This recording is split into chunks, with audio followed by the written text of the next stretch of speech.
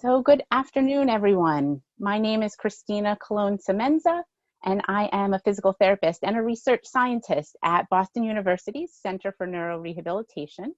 And today I will be sharing with you Demystifying the Magic Numbers, the science behind 10,000 steps per day and 150 minutes per week of exercise. And so before we get into the meat of the presentation, I just wanted to put out a reminder that you can stay in touch with the Center for Neurorehabilitation and all of the therapists and researchers there by following us on social media. You can reach us on Twitter, Facebook, and Instagram, where you'll find interesting content learning more about us, what we do at the center, and research that's going on that's focused on exercise for people with Parkinson's disease. So to begin, I'd like to ask you, what has been your experience with these numbers, with this 10,000 steps or the 150 minutes of moderate exercise? Has it been a joyful, inspired experience? Has it been an experience where you're kind of wanting to pull out your hair because you're trying to get to those numbers, but it's just not working for you? I know I've had a little bit of a love-hate experience with these numbers. So let's talk about where these numbers came from and why are we so focused upon them. So the questions that I hope we'll answer today in our presentation is, what is the evidence to support 10,000 steps per day and 150 minutes of physical activity? We're often touting these numbers as the panacea for health and wellness, but what do we really know about them? And are they truly magical? Is there something special and specific about 10,000 steps and 150 minutes? So you often might see these numbers, whether it's in the scientific literature. For example, here in the Journal of the American Medical Association, they promoted the physical activity guidelines that's based upon a compilation of research that indicates 150 minutes of moderate physical activity is critical for health and well-being. So important that then our federal government supports these indications and this recommendation of at least 150 minutes a week, up to 300 minutes per week of moderate intensity aerobic activity. This is put out, so not only in the scientific literature, it's put out by our federal government, by the Health and Human Services Administration. You might have even heard it from your doctor, your movement disorder specialist, your physical therapist, telling you, make sure you're walking 10,000 steps, make sure you're getting at least 150 minutes of that moderate intensity aerobic activity. Or maybe it's your activity tracker that's reminding you, hey, you didn't reach 10,000 steps, or giving you a fireworks or a smiley face when you do achieve that 10,000 steps. So the messaging seems to be everywhere around these numbers. And so before we get into the evidence related to the numbers, I just wanted to clarify what exactly I'm talking about when I'm talking about these moderate intensity minutes and steps per day. So when I'm talking about moderate intensity minutes, this is physical activity where your heart's beating faster, you might start breathing a little heavier, you might start to get a little sweaty, like this little man is doing down here as he's walking on the treadmill. So these minutes can be incurred when you're briskly walking, when you're walking on a treadmill, walking outside over ground, whether you're cycling on a bike, participating in a boxing class.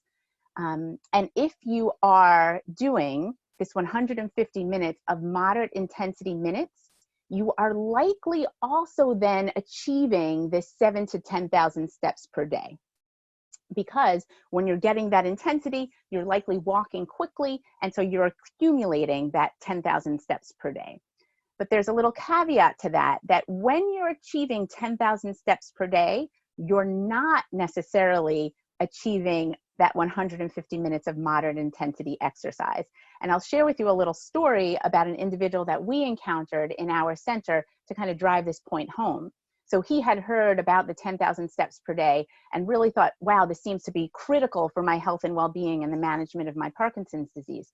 So he was so focused on the 10,000 steps per day, but he was walking very slowly with small steps, and it was taking him hours each day to accumulate that 10,000 steps per day.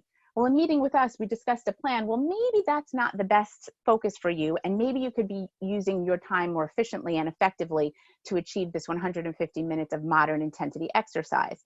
So 150 minutes per week, you're likely getting your 10,000 steps per day, but just because you're getting 10,000 steps per day doesn't necessarily mean that you're achieving your 150 minutes of moderate intensity exercise. So that's just the background to set the stage. But what is the evidence around these important numbers? Well, when looking at the evidence, there are often two ways that they are evaluated. There's a norm-referenced approach and a criterion-referenced approach. And in the norm-referenced approach, researchers will just look at a population, say the population of people with Parkinson's disease. And they'll say, what is going on in this population? How many steps per day are people with Parkinson's disease achieving? When we're not intervening, we're just observing the population. A criterion reference approach is an approach where you look at one of these magical numbers, either the 10,000 steps per day or the 150 minutes, and you say, can we classify individuals with Parkinson's disease in terms of disease management, in terms of disease progression, according to one of these criteria? So what have we learned when looking at the evidence? When looking at it from a norm-referenced approach, in the group of individuals without Parkinson's disease, there was a review done that compiled 32 studies, so large number of individuals, over 4,000 participants across the United States. And they found that in healthy younger adults, on average, individuals are achieving about 7,000 to 13,000 steps. In terms of healthy older adults, this is individuals above the age of 65. It's a little bit lower at 6,000 to 8,500. And individuals living with disabilities or chronic disease, again, this is a very variable group.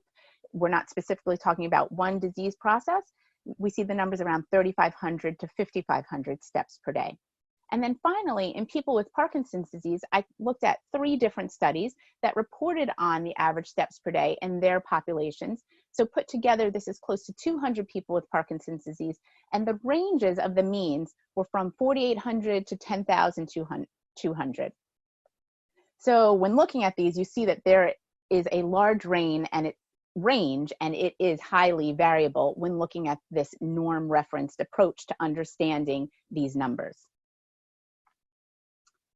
What about this criterion reference approach that is often used to help understand health and wellness and how we can predict and help people to stay healthy? So is 10,000 steps the be-all, end-all? And where did it come from? Well, actually, the 10,000 steps originated back in the 60s. It might seem like a recent number or a recent message that's come out to the public, but actually back in the 60s, when Japan was hosting the Olympics, there was a bit of a fitness craze. And a Japanese company that made a pedometer, they were promoting the manpo meter, and manpo kai means 10,000 steps per day. So they were saying, use the manpo meter to achieve your 10,000 steps per day without really having a scientific basis behind it. But now, looking at the evidence, what do we know about 10,000 steps? So if you can remember on one of those previous slides, it is about the average for what healthy young adults achieve. So there is some reasoning behind that 10,000 steps, although it originated as a marketing ploy. So when looking at this graph here, on the bottom, you'll see that it is steps per day. And on this vertical line, you'll see that it's the mortality rate of adults per year. So when you look at individuals who are achieving 2,000 steps per day, their mortality rate is high. But then just by having a 2,000 step per day increase, there's a significant drop or improvement in the mortality rate. And we see that it significantly improves with each increasing 2,000 steps per day, from 4,000 to 6,000 steps per day, from 6,000 to 8,000. But then as we start to get around this 10,000 steps per day, there appears to be somewhat of a leveling off, so that individuals who are walking 16,000 steps per day are not necessarily incurring that much more of a health benefit in terms of mortality rate compared to those achieving 10,000 steps per day. So what do we know from this criterion referenced approach specific to people with Parkinson's disease and using the 150 minutes per week of moderate intensity exercise? Well, in a study that was done in over 2,000 individuals with Parkinson's disease, they were surveyed and they were asked to self-report their minutes of exercise. So individuals were classified as either non-exercisers, achieving 0 minutes in that first box, achieving some exercise with 1 to 150 minutes of exercise, and then regular exercisers with greater than 150 minutes of exercise. And so they assessed their exercise levels at baseline, and then 12 months later, a year later, they looked at disease severity, and there was a significantly lower amount of individuals who were at the higher disease severity if they were achieving that 150 minutes of exercise. And not only did we see that in terms of disease severity, but we also found the same to be true, that people who were exercising regularly above 150 minutes had improved quality of life, had improved cognition, and had improved mobility. So across several domains, we're seeing that this 150 minutes seems to play an important role in the management of Parkinson's disease. However, Dr. Katrine Tudor Locke, who is an eminent researcher that looks at these 10,000 steps per day and physical activity and public health, she actually promotes not the norm reference approach or the criterion reference approach, but a zone approach to assessing and promoting physical activity. And so what she recommends is assessing where you're at, and you can see on the right-hand side, we have steps per day, and on the left-hand side, we have categories that describe that individual's physical activity. So we do know that less than 5,000 steps an individual can be classified as sedentary, but above that, there's low active, somewhat active, active, and highly active to classify individuals, but not necessarily create some determined magic number or cutoff that determines where you need to be. So what is the take-home message behind all of this science and this presentation for people with Parkinson's disease? Well, the 150 minutes, not only do we know that 150 minutes is important for general health, for the general public, because it reduces our risk of mortality, cardiovascular disease, and complications from being sedentary, it additionally has some evidence to indicate that it could reduce disease severity, improve quality of life, cognition, and mobility. So maybe that 150 minutes is a number that we want to focus upon. The 10,000 steps, keep calm and walk 10,000 steps today. Maybe we want to change that to walk more steps today. So what would this look like for you? Maybe to achieve that 150 minutes per week, you could walk 30 minutes 5 times a week. And if 30 minutes seems a bit daunting, you could break it down to 3 bouts of 10 minutes, achieving that 30 minutes per day. And instead of focusing on those 10,000 steps, maybe you're assessing where you're at baseline. Maybe you are not accumulating very many steps. Maybe you're just accumulating your steps through daily activities. And if you're doing that, if you're just walking around the house, getting dressed and moving about, doing daily chores, laundry, house walk, walking to the mailbox, you're likely getting about 5,000 steps per day. But if you add in just one 30-minute walk at moderate intensity, this will add an additional about 3,000 steps. So that will bring you now into that somewhat active level at 8,000 steps per day, and will also increase your active minutes, or getting you closer, hopefully, to that 150 minutes per week that does seem to have some power and evidence behind it. So hopefully you're feeling a little bit more joyful, excited, and feeling like it might be more attainable. Maybe those numbers aren't looking as daunting as they were before. Hopefully we can help to minimize the hair pulling and have you feeling like you can achieve these goals with understanding the science behind these numbers. As always, we are here to help keep you moving. We have the Be Active and Beyond booklet that is available for free to download at the APDA website, as well as you can reach us by phone or by email with any of your exercise questions or comments. So with that, I will take questions and invite Teresa Baker to join us.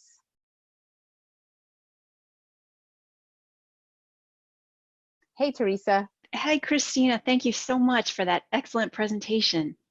Thank you. I was hoping actually to start with a question that came up in the chat from last week, and I just want to make sure we cover this. Great. I have heard that 20,000 steps is even better than 10,000 steps per day. Is this true? Yeah, that's a great question. And I specifically was thinking of that individual's question when I shared that chart. If you remember that slope in that line, that you see so much benefit when you're increasing from 2,000 steps per day to 4,000 steps per day to 6,000 to 8,000, and then even improvement from 8,000 to 10. But once you get above that 10,000 steps per day, it seems like the health benefits aren't quite as impressive. So there might be a leveling off, so that we don't have evidence to say that 20,000 is better than 10,000. Right now, we know that having an active lifestyle is important, but the 20,000 might not be the best way to spend your exercise time. Maybe you want to spend some more of that time focused on intensity or focusing on the quality of your walking as opposed to the accumulation or the quantity of your walking. I hope that That's answers great. that individual's question. Yeah, yeah. Cristina, we have another question coming to us.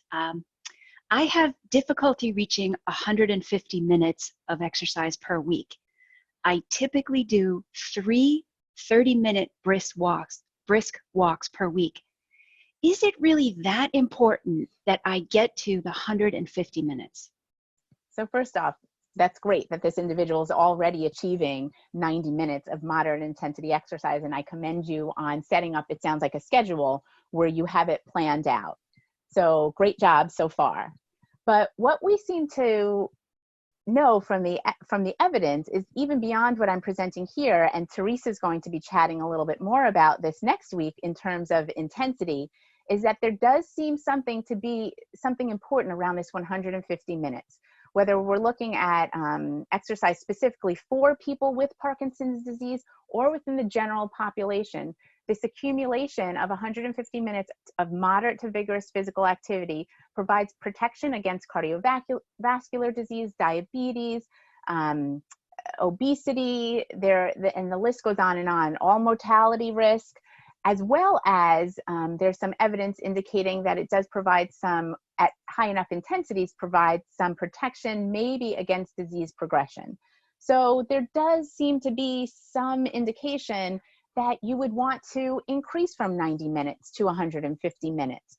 And it doesn't have to be all at once. It can be that you're creating short-term goals to get up to that point over time. So maybe adding on 5 minutes to each of those sessions for a little while, and setting goals to slowly but surely get to that 150 minutes. That's great. And I know with some of the people I work with, when we almost chart out what the week looks like, it's interesting, we can find different pockets, or it sometimes becomes much more manageable when we're looking at the week as a whole. Yes, and so Teresa, that brings up some of the evidence related to barriers to exercise. And high on that list, in the top 3 of that list, is time, not having enough time.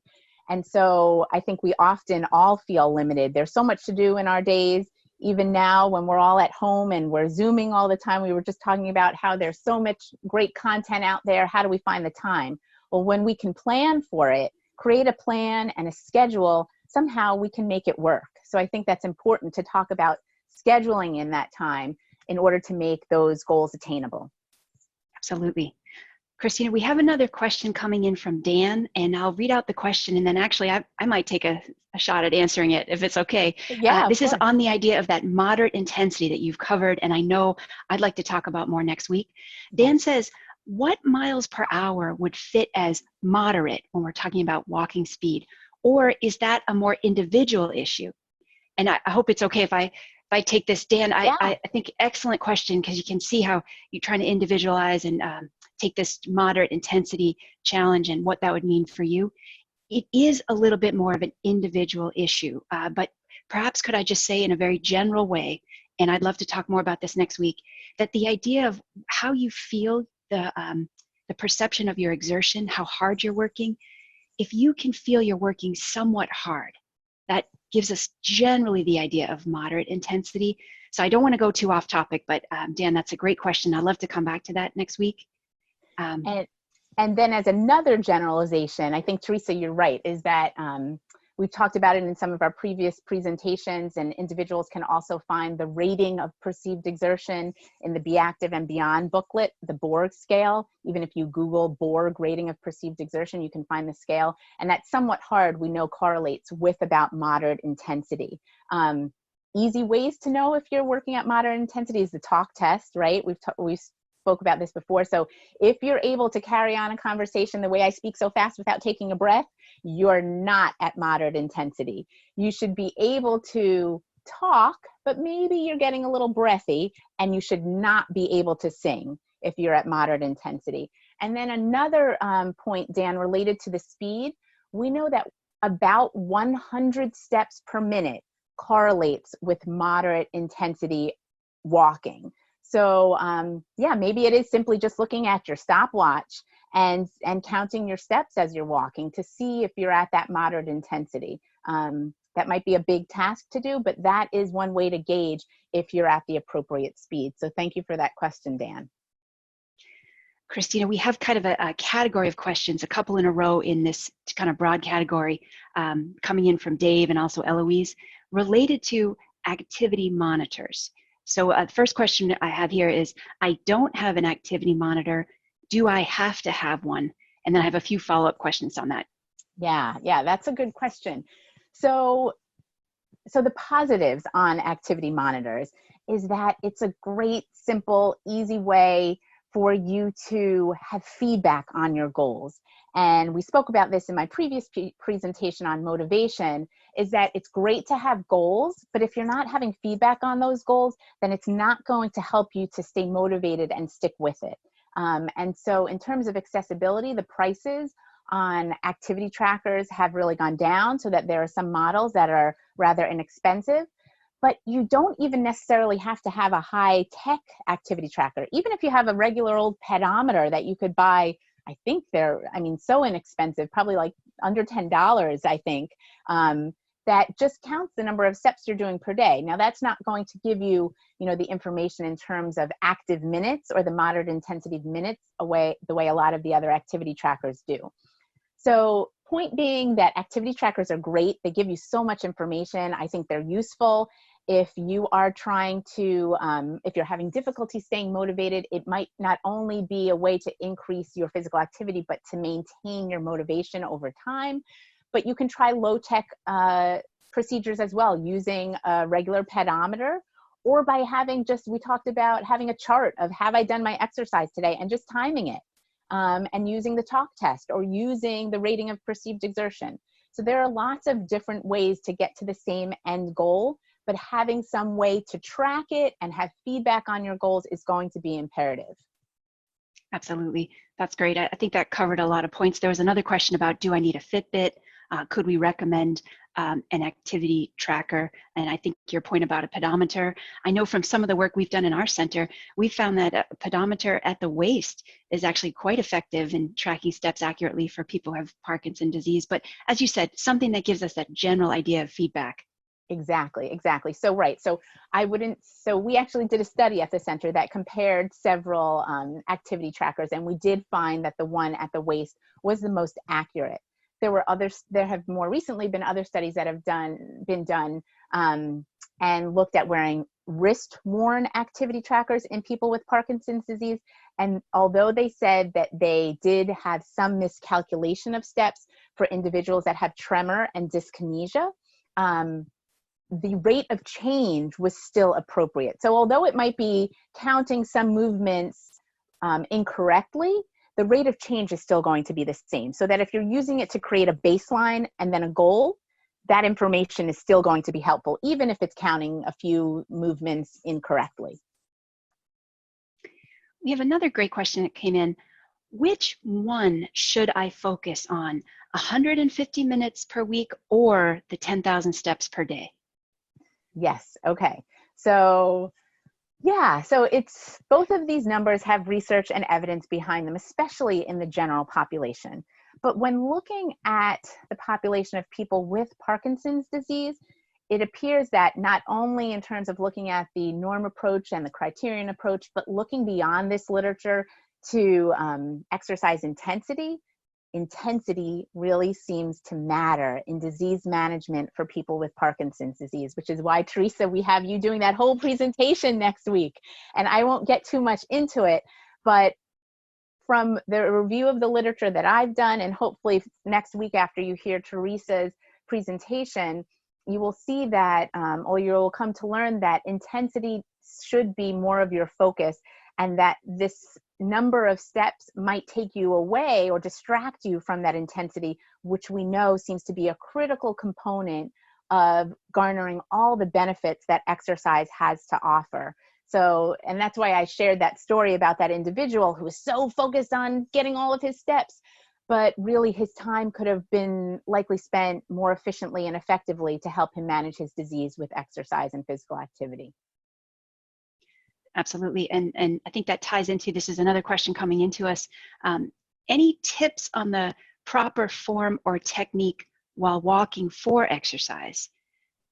Yes, excellent. So absolutely, tips for walking while exercise. So again, this is something that is likely going to be individualized, but often a common challenge or difficulty that people with Parkinson's disease have is getting that appropriate step length.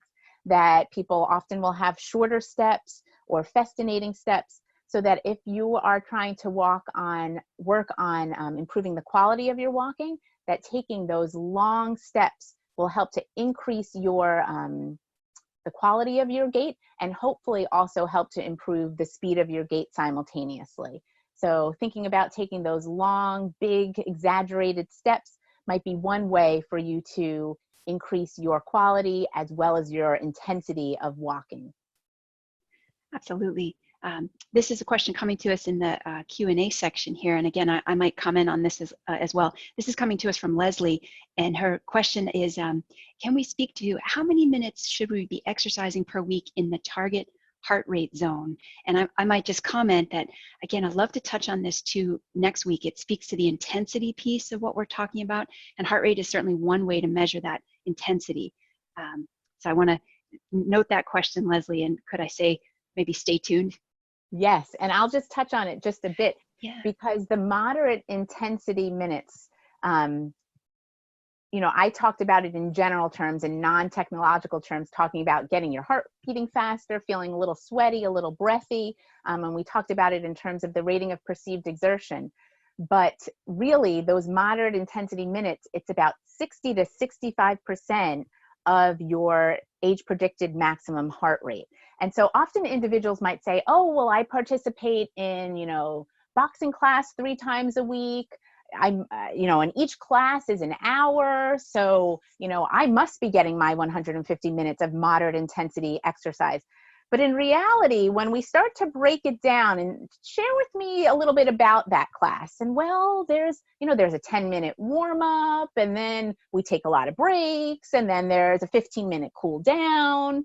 And so it might be that although that exercise class is really 60 minutes long, you might only be getting 30 minutes in that hour-long class at the target heart rate. So that's an excellent question, Leslie, that you don't want to just be looking at or considering the overall amount of time that you're exercising to garner these health benefits. You really want to look at, am I getting those minutes of moderate intensity that seems to be important and relevant for health and disease management? Cristina, thank you. I know we're winding down for today. I just want to note that we have a couple questions in the Facebook that I'd love to highlight what Cristina's mentioning here about our exercise helpline. And I can see some questions, one coming in from Roderick. People that are having kind of individual style questions, we would love to address this more on an individual basis. So that number that's on the screen is our exercise helpline. It's our physical therapists at Boston University who are here for everyone across the country. And maybe that kind of style question, someone could call into the helpline. We'd love to talk to them about their individual issues and how we could help. Absolutely. That's what we're here for, and we'll share our expertise and knowledge, and would love to discuss your specific situation via either the 888-606-1688 or rehab@bu.edu. Cristina, thank you for such a wonderful presentation. I know we have to wrap up, but our thanks to you today. Yeah, thank you so much, Teresa. And before we go, I just wanted to share with everyone that next week, May 20th, Teresa will be sharing, as we've referenced several times today, her talk on exercise intensity, how hard to work and why it matters.